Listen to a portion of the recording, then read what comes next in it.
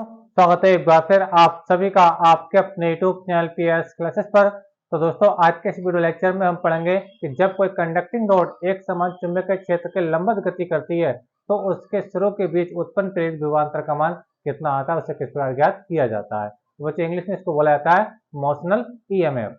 Motional EMF का मतलब बच्चों होता है कि जब कोई कंडक्टिंग रोड किसी एक समान मैग्नेटिक फील्ड के परपेंडिकुलर वेग से गति करती है तो उसके सिरों के बीच जो प्रोड्यूस होने वाला विभवांतर होता है बच्चों, उसी विभवांतर को बच्चों बोलते हैं मोशनल ईएमएफ। ठीक है, तो आइए स्टूडेंट बिना किसी देरी के शुरू करते हैं वीडियो लेक्चर को, समझते हैं पूरी बात को। तो चलिए स्टार्ट करते हैं। तो देखिए स्टूडेंट, जैसे कि आप स्क्रीन पर डायग्राम देख रहे होंगे, देखिए इसमें हमने जो क्रॉस का साइन लिया बच्चों, क्रॉस का साइन इस बात का प्रतीक होता है कि जो चुंबकीय क्षेत्र बच्चों वो अंदर की ओर को है। चुंबकीय रेखा क्या बच्चों, अंदर की ओर को है। ठीक है, अच्छा अब बच्चों इसी चुंबकीय क्षेत्र में हमने एक देखिए ये एक यू आकार का एक वायर है, जैसे कि आप स्क्रीन पर देख पा रहे हो, जिसको हमने इस प्रकार से मोड़ करके रखा है। ठीक है, अब इस वायर के ऊपर एक कंडक्टिंग रॉड रखी है पीक्यू।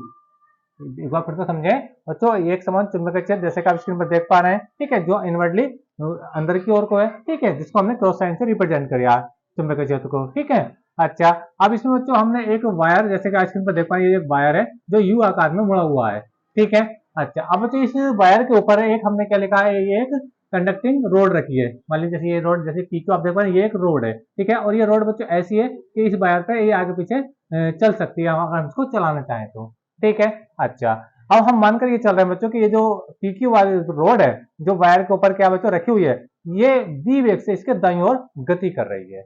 अब देखिए स्टूडेंट, जैसे कि आप स्क्रीन पर देख पा रहे होंगे, जब ये दाईं ओर को गति करेगी, ठीक है, तो लगातार क्या होगा, ये एक लूप बन रहा है। यहाँ पर अगर मैं इसको नाम दूं पी क्यू, या नाम देता, चलो मैं ए बी नाम देता हूँ। ठीक है, ए बी।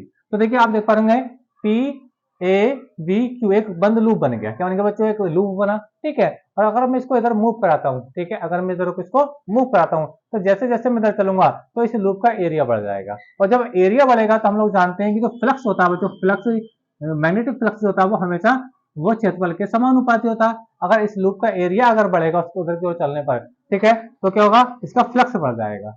समझ में आप लोग को मेरी बात? ठीक है, और जब इसका जो फ्लक्स बढ़ जाएगा यानी फ्लक्स में चेंजिंग आएगी, तो हम लोग जानते हैं कि जब किसी बंद परिपथ में या बंद कॉइल का या बंद लूप से रिलेटेड अगर फ्लक्स चेंज होता है तो उसमें एक प्रेरित विद्युत भागबल उत्पन्न हो जाता है। ठीक है, और उसी को आज हम कैलकुलेट करेंगे। ठीक है, तो चलिए स्टार्ट करते हैं। तो पहले बच्चों इस कंडीशन में हम जानते हैं कि इसकी जो लेंथ है वो एल है और इसकी जो ब्रेथ है वो क्या बच्चों एक्स है।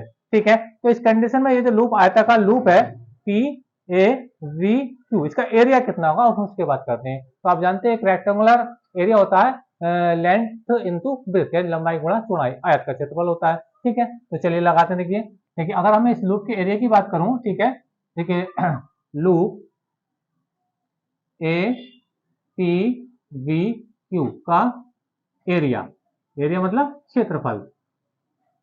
ठीक है, अब क्षेत्रफल को बच्चों ए से रिप्रेजेंट करते हैं। तो अभी देखिए ये क्या एक रेक्टेंगुलर लूप है, तो रेक्टेंगल का जो फार्मूला होता है क्षेत्रफल का वो होता है बच्चों लंबाई गुणा चौड़ाई, यानी एल इंटू वी।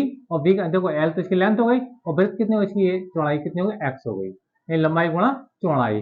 ठीक है, ये क्या इसकी बच्चों इसकी चौड़ाई है और ये इसकी बच्चों लेंथ है।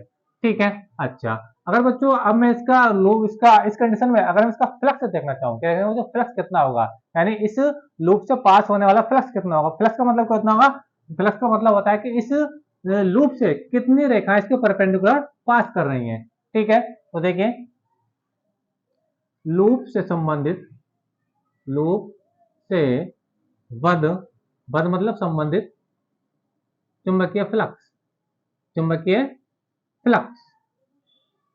ठीक है, जिसको हम बच्चे लिखते हैं फाइव बी से, किस लिखते हैं बच्चों, फाइव बी से लिखते हैं। तो फाइव बी होता है बच्चों वी ए होता है, क्या होता है बच्चों, वी ए होता है। ठीक है, अच्छा देखिए five V is equal to V, देखो बी तो देखो कॉन्स्टेंट है, इनवर्टली वोल्ट के अंदर की ओर को है। ठीक है, तो और देखो ए का मान मुझे रखा है, ए का मान कितना बच्चों, ए का मान है एल इंटू एक्स, तो ये हो जाएगा बच्चों फाइव इजिकल हो जाएगा वी एल एक्स, क्या हो जाएगा बच्चों, वी एल एक्स। ठीक है, अब जैसे जैसे बच्चों इधर को वी एक्स से गति, ये जो रोड है पी क्यू है ना, अगर इधर को गति करेगी तो इसके एरिया में क्या हो जाएगी बच्चों, एरिया इंक्रीज करेगा। और जब एरिया इंक्रीज करेगा बच्चों तो इसका फ्लक्स चेंज हो जाएगा, और जब फ्लक्स चेंज हो जाएगा तो इसके अंदर एक प्रेरित विद्युत भागबल उत्पन्न हो जाएगा, जो फैराडे साहब ने अपने एक्सपेरिमेंट से बताया था। ठीक है, तो चलिए देखते हैं आगे। देखिए इससे रिलेटेड थ्योरी क्या है, देखिए देखेंगे चूंकि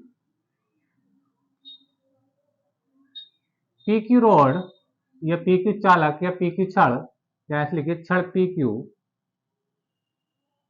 क्षण पी क्यू दाई ओर विवेग से गतिमान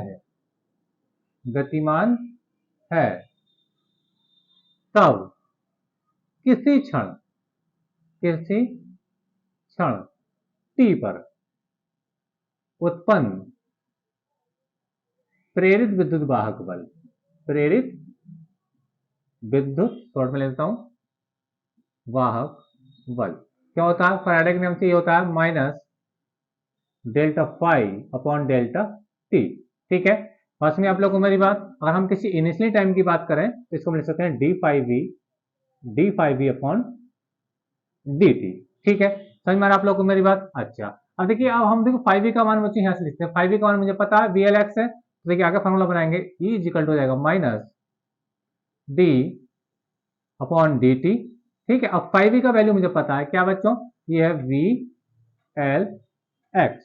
ठीक है, अच्छा इधर देखिए, आगे लिखेंगे तो देखिए ये देखो बी और एल कांस्टेंट है, क्योंकि बी इन्वर्टली बोर्ड के अंदर की ओर चुंबकीय क्षेत्र की दिशा। ठीक है, और एल जो चालक की रोड है, तो छड़ है पी की, वो इसकी लंबाई फिक्स है, इसको बाहर निकाल लीजिए, तो ये बी और बच्चों ये एल बाहर आ जाएगा, माइनस साइन आपका बच्चों ये रहा। ठीक है, और ये हो जाएगा बच्चों आपका डी एक्स हो जाएगा, और अपॉन में क्या हो जाएगा बच्चों ये डी टी हो जाएगा। समझ में आप लोग मेरी बात? अभी D X upon D T क्या है? ठीक है, डी एक्स क्या है बच्चों, अगर ये छड़ इधर को चल रही है तो किसी डी टी समय में, यानी सूक्ष्म डी टी समय में कोई ना कोई डिस्टेंस इधर कवर करेगी। समझ में आ रही है? तो ये डी एक्स क्या बच्चों, कोई ना कोई डिस्टेंस है, यानी कोई ना कोई विस्थापन है। ठीक है, यानी क्योंकि अगर ये छड़ यहाँ पर इसकी लेंथ यानी बी क्यू एक्स है, अगर मान लो डेल्टा टी समय पर छड़ यहाँ पहुंच गई, तो ये जो डिस्टेंस हो जाएगी यहाँ तक की जो डिस्टेंस होगी वो बच्चों डी एक्स होगी। समझ में आ रहा आप लोगों को मेरी बात? ठीक है, तो ये हो यार D X upon D T, यानी ये विस्थापन बटे समय अंतराल। ठीक है, और इसको बच्चों हम क्या लिखते हैं, वेग, तो विस्थापन बटे समय अंतराल क्या होता है, वेग होता है। ठीक है, तो हम परंतु लिख सकते हैं, देखिए परंतु D X upon D T is equal to क्या हो जाएगा, वी, यही क्षण का वेग हो जाएगा, तो ये वी ई इजिकल टू हो जाएगा टेन माइनस वी एल, और ये जाएगा बच्चों वी। समझिए आप लोग को मेरी बात? ठीक है, बोल्ड। अच्छा बच्चों, ये कंडीशन तब है जब ये जो रोड है, ये जो पी की रोड है, ये चुंबकीय क्षेत्र के लंबवत गति कर रही है। क्या कर रही है बच्चों, लंबवत गति कर रही है। ठीक है, ठीक है। अच्छा, अगर देखिए स्टैंड कि वो लंबवत क्या गति का, क्यों देखो चुंबकीय बल रेखा इसके अंदर की ओर जा रही है, चुंबकीय बल रेखा अंदर जा रही है, और रोड मान लीजिए, मैं दोस्त समझा रहा हूँ, देखिए इस वाले ये मान लीजिए चुंबकीय बल रेखा है, ठीक है, और ये रोड है, ये पी की रोड है, तो ये ऐसे गति कर रही है, तो देखो इसके ये परपेंडिकुलर गति कर रही है, यानी इसके 90 से कॉर्पोरेट गति कर रही है। समझ में आ रही है आप लोगों को मेरी बात? अच्छा, अगर मैं ये कहूँ बच्चों कि ये थीटा कोण बनाकर गति करे, ये चुंबकीय क्षेत्र की दिशा थीटा कोण बनाकर गति करे, तब कंडीशन क्या होगी? ठीक है, तो देखिए समझा रहा हूं, देखिए यदि मैं देखिए यहाँ पे थोड़ा डायग्राम के माध्यम से समझाऊंगा आप लोगों को। मान लीजिए ये मैग्नेट फील्ड है, ये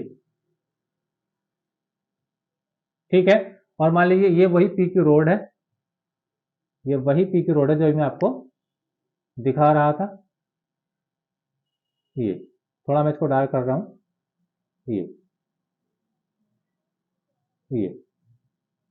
ठीक है, ये तीसरा है इसका, ये क्यूसरा है। ठीक है, अच्छा अब अगर मैं ये कहूं कि अभी तो ये जो मोशन कर रही थी चुंबकीय क्षेत्र के लंबवत गति कर रही थी, ठीक है, अगर ये चुंबकीय क्षेत्र की दिशा थीटा कोण बनाकर गति करे, यानी ये क्या बची, ये थीटा है, ये वी है, तो इसके और ये वाला ये इसका वेग है, तो इसके बीच में थीटा कितना बन रहा है बच्चों, वी बन रहा है, यानी इसके बीच में जो एंगल बन रहा है बच्चों क्या बन रहा है, थीटा बन रहा है। तो फिर समझे बच्चों, इस कंडीशन में जो छड़ है चुंबकीय क्षेत्र की दिशा थीटा कोण बनाकर गति कर रही है, और यहाँ पे जो गति कर रही थी चुंबकीय क्षेत्र के लंबवत गति कर रही थी। ठीक है, तो इस कंडीशन में मुझे बच्चों इस बी को दो भागों में बांटना पड़ेगा। ठीक है, एक हो जाएगा बच्चों बी कोस थीटा, एक हो जाएगा B sine theta. B cos theta क्या रहेगा, वो चुंबकीय क्षेत्र की डायरेक्शन में रहेगा, क्या रहेगा, बी कोस थीटा, क्योंकि हम जानते हैं बच्चों जिधर थीटा बनता है उधर हम कोस थीटा लेते हैं, और जिधर थीटा नहीं बनता उधर हम साइन थीटा लेते हैं। ठीक है, अच्छा तो आप देखिए बी साइन थीटा कौन सा हो जाएगा बच्चों, ये हो जाएगा, ये हो जाएगा बच्चों बी साइन थीटा हो जाएगा। अब देखिए आगे अगर हम फार्मूले में अप्लाई करें तो बात ये है कि हमें कोस थीटा लेना चाहिए कि साइन थीटा लेना चाहिए। ठीक है, अब देखिए स्टैंड, अब ये जो बी कोस थीटा देखिए चुंबकीय क्षेत्र की दिशा में, यानी चुंबकीय क्षेत्र भी इधर को है, और देखिए छड़ भी इधर को जा रही है, तो यानी ये जो छड़ है, यानी पी की जो छड़ है, एक भी चुंबकीय बल रेखा को नहीं काटेगी, और जब नहीं काटेगी तो फ्लक्स में कोई चेंजिंग नहीं आएगा। समझ में आ रही है आप लोग को मेरी बात? इसलिए हम बी cos थीटा को यहाँ पे कंसीडर नहीं करेंगे, हम किसको लेंगे, साइन थीटा को लेंगे, क्योंकि चुंबकीय क्षेत्र ऐसे है और ये जो बी साइन थीटा वो तो रियल में बच्चों ये ऐसे है, यानी इसके परपेंडिकुलर है, यानी अगर छड़ ऐसे गति करेगी क्योंकि चुंबकीय क्षेत्र तो इधर को है, ठीक है, और छड़ करे इस टाइप से गति, तो इसकी लंबी गति कर रही है, तो हम कौन सा लेना पड़ेगा बच्चों, बी साइन थीटा लेना पड़ेगा। बी cos थीटा क्यों नहीं लेंगे, क्योंकि बच्चे चुंबकीय क्षेत्र भी उधर है और इसका जो क्षैतिज घटक है बी cos थीटा वो भी उधर है, यानी चुंबकीय क्षेत्र की दिशा में जब छड़ गति करेगी तो एक भी चुंबकीय वलय का कट नहीं होगी, ठीक है, और जब कट नहीं होगी तो इसके रिलेटिव फ्लक्स में कोई भी चेंजिंग नहीं आएगी, इसलिए हमें किसको लेना पड़ेगा बच्चों, बी साइन थीटा को लेना पड़ेगा, ठीक है। अच्छा, तो मैं लिखता हूं, देखिए यदि यहां पे लिख देता हूं, यदि छड़ चुंबकीय क्षेत्र की दिशा से थीटा कोण बनाते हुए गति करे तब छड़ में उत्पन्न प्रेरित विद्युत वाहक बल यानी E बराबर हो जाएगा, देखिए फार्मूला लगाएंगे, ये देखो VL ये हो गया, आपकी जगह पहले हम ये वाला कैपिटल V लेंगे तो मेरे से VL, ठीक है। अब V की जगह क्या लेंगे बच्चों, V की जगह हम लेंगे B साइन थीटा, यानी इसका लंबवत घटक क्या लेंगे, V साइन थीटा, और जब इसको जब लिखेंगे तो मैं थोड़ा ऊपर से लेता हूँ, शायद आप नहीं देख पा रहे हो, माइनस साइन है, माइनस साइन भी लगा लीजिए, ये लगा लीजिए, ठीक है, तो minus VL V sine theta, तो ये फार्मूला बच्चों यहाँ पे ये प्रूव हो गया। जहां ये जो माइनस साइन आता है बच्चों, ये लेंज लॉ के अकॉर्डिंग आता है। लेंज लॉ के अकॉर्डिंग क्या, इसके अंदर जो प्रेरित विद्युत बल उत्पन्न होता है बच्चों, वो उसी रीजन का विरोध करता है जिस रीजन से ये उत्पन्न होता है, ठीक है। अच्छा, अब बच्चों इस छड़ के सिरों के बीच कितना प्रेरित विभवांतर होगा, लंबवती कंडीशन में बच्चों ये कितना मान आएगा, ईएमएफ का इतना आएगा, जब वो थीटा कोण बनाकर गति करेगी चुंबकीय क्षेत्र की, जैसे ये छड़, ठीक है, तो मान कितना आएगा, VVL साइन थीटा के आएगा, ठीक है। समझ में आ रही है आप लोगों को मेरी बात? अच्छा, अब देखिए स्टैंड, अब बात ये करेंगे कि इसके अंदर ये ईएमएफ आया है, इतना वोल्टेज इसके अंदर अगर है, छड़ के सिरों के बीच में इतना वोल्टेज है, ठीक है, तो इसके अंदर करंट कैसे फ्लो होगा, इसके अंदर जो प्रेरित धारा आएगी, नहीं जो इंड्यूस करंट होगा इस ईएमएफ की वजह से, उसकी डायरेक्शन क्या होगी, ठीक है।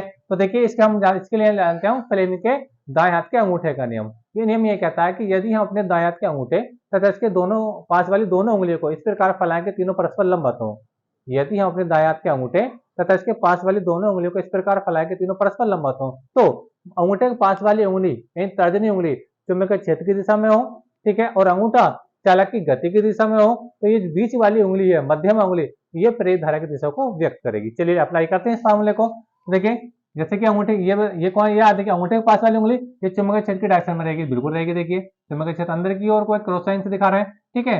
अच्छा, छड़ की गति कर रही है, उधर को जा रही है छड़, ये तो हम अंगूठा दिखाएंगे छड़ की गति की दिशा में, यानी ये बी वेग की गति कर रही है तो वेग की दिशा में जाएगा अंगूठा, तो इस कंडीशन में आप देख पा रहे हैं बच्चों के जो उंगली है बीच वाली उंगली ये ऊपर की ओर जा रही है, इसका मतलब क्या, इसमें जो करंट फ्लो हो रहा होगा बच्चों इस रोड में, वो इस कंडीशन में आएगा, वो ये करंट की डायरेक्शन होगी, ये करंट की डायरेक्शन होगी इस लूप के अंदर, ठीक है। अच्छा, अब पूरे लूप की बात करता हूँ तो करंट ऐसे आएगा इसके अंदर को, और ये आएगा ऐसे बच्चों करंट, ठीक है, और ये बच्चों ये चलेगा इसके अंदर को करंट, ठीक है।